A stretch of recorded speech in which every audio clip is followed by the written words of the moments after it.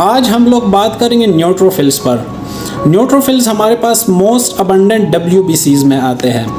Estimate के मुताबिक 40 to 70% WBCs neutrophils होते हैं।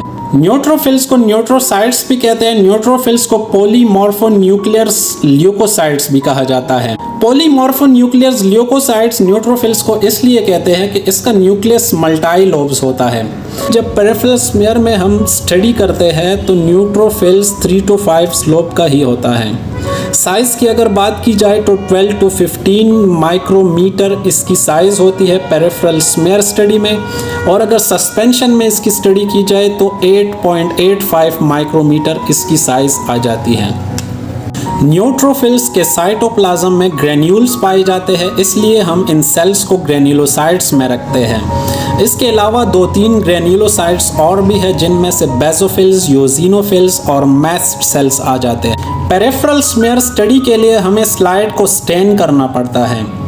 स्टेनिंग के लिए हमारे पास 2-3 किस्म की डाई स्टेनिंग होती है, जिनमें से जेम्सा स्टेनिंग, राइट स्टेनिंग और लेशमन स्टेनिंग यूज़ किया जाता है। स्टेनिंग के बाद जब हम माइक्रोस्कोपी में इसको ऑब्जर्व करते हैं तो इसके ग्रेन्यूल्स की जो कलर आ जाती है वो पिंक टू ब्लूइश आ जाती है।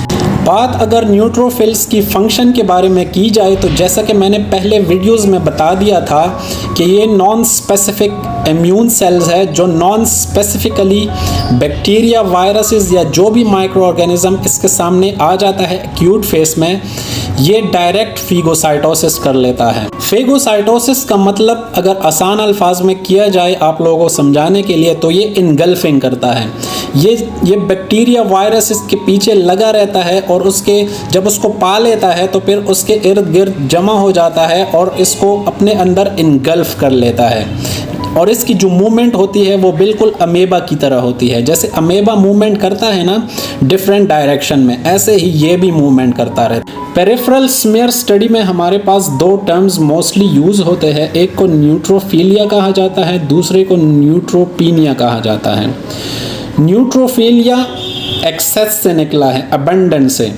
जब 70% से न्यूट्रोफिल्स की तादाद बढ़ जाती है, एक्सेस कर जाती है, जब लिमिट को क्रॉस कर जाती है तो इसको न्यूट्रोफिलिया कहेंगे। और जब 40% से तादाद नीचे आ जाती है न्यूट्रोफिल्स की तो उसको न्यूट्रोपीनिया कहा जाता है। न्यूट्रोपीनिया किस वजह से होता है, उसमें सर्टेन रीजंस आ जाती है। फॉर एग्जांपल या तो बोन मैरो कॉम्प्रोमाइज़ कर चुका होता है, या फिर आपने अननेसेसरी एंटीबायोटिक्स यूज़ किए होते हैं, या किसी मैलिग्नेंट कैंसर की वजह से भी आप लोगों को ये न्यूट्रोपीनिया देखने को मिलता है। और जब 70% से तादाद बढ़ जाती है तो उसके लिए जो टर्म यूज़ करते हैं उसको न्यूट्रोफिलिया कहते हैं।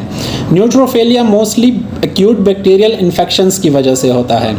निमोनोकोकल इन्फेक्शन आ जाता है, इसमें स्टेफिलोकोकल इन्फेक्शन आ जाता है। इसके अलावा अगर वायरस की बात की जाए तो Epstein Barr virus, herpes simplex virus, ये मेन रीजंस होते हैं न्यूट्रोफिलिया के। उम्मीद करता हूँ न्यूट्रोफिल्स के बारे में आप लोगों के पास इनफ इंफॉर्मेशन आ चुकी होगी।